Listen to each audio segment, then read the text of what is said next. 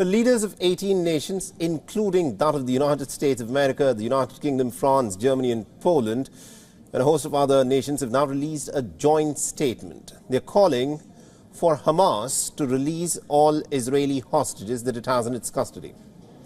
Now, Israel says that about 129 of the roughly 250 people who were abducted and taken into custody by Hamas on the 7th of October at this moment are still in the Gaza Strip, and Israel, despite its 6-month-long offensive, has not been able to secure their release. The statement has said that the hostage release will bring for an immediate and a prolonged ceasefire in Gaza. To this effect, a senior Hamas leader has said that the Palestinian faction will not be influenced by these kind of statements that are made. It has further said that the United States needs to force the state of Israel to end the aggression for good, instead of offering only brief military pauses in order to secure the release of the hostages. Now remember, there's been a bit of a deadlock over hostage negotiations between Israel and Hamas. Hamas wants a complete withdrawal of all Israeli forces and also a permanent ceasefire. But what Israel is offering is it does not want to offer a complete ceasefire.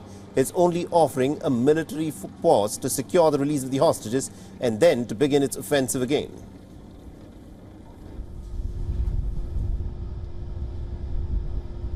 They walk away from any potential deal, even though Israel has really gone to extreme efforts to try and get our people home. It is Hamas which walks away. Now, these are the people who have settled in Rafah after having been displaced repeatedly because of the Israeli relentless bombardment. The Israeli allies, predominantly the United States, have warned against Rafah's ground invasion, stating that it can result in catastrophic casualties.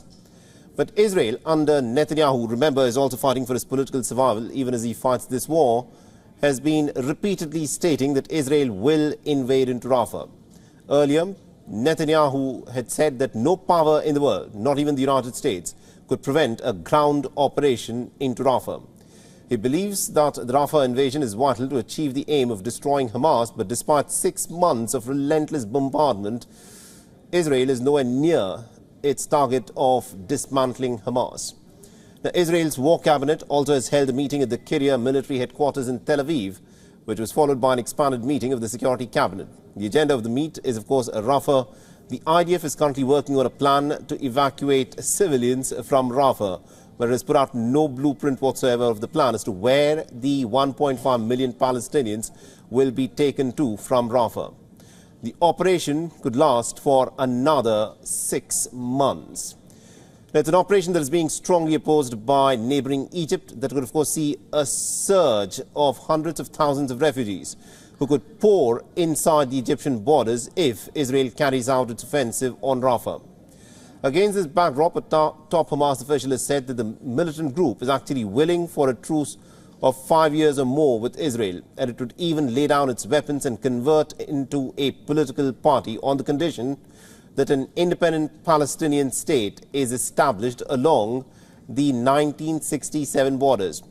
Hamas has said that it would join hands with the Palestinian Liberation Organization to form a unified government for Gaza and the West Bank. But here, the state of Israel is not willing to agree with some of these key proposals, as it has not been willing to negotiate on a two-state solution whatsoever.